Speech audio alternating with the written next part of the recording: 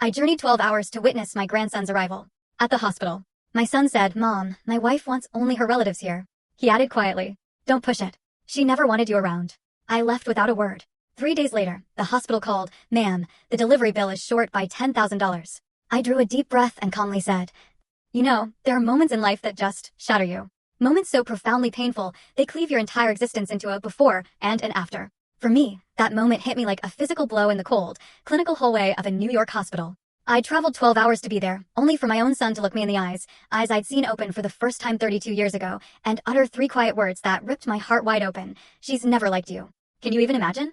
I just stood there, frozen. The fluorescent lights flickered, nurses hurried past, their footsteps fading into a distant hum. All the hospital noises, the sounds of life, went completely silent. Something inside me just broke. Shards of hope, of dreams, of every sacrifice I'd ever made, splintered into a million pieces. I had just spent 12 grueling hours on a bus, sitting on a hard seat that smelled of oil and old food.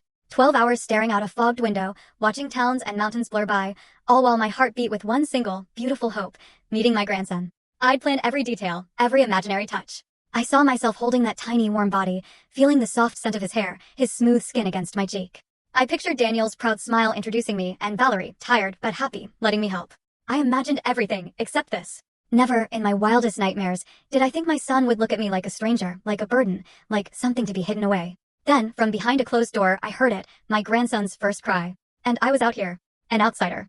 Forbidden. I remembered all those nights Daniel cried as a baby, me pacing barefoot across cold floors, humming made-up songs, promising him everything would be okay while his father slept soundly. The fevers, the rushed trips to the ER, the quiet fears only a mother truly understands.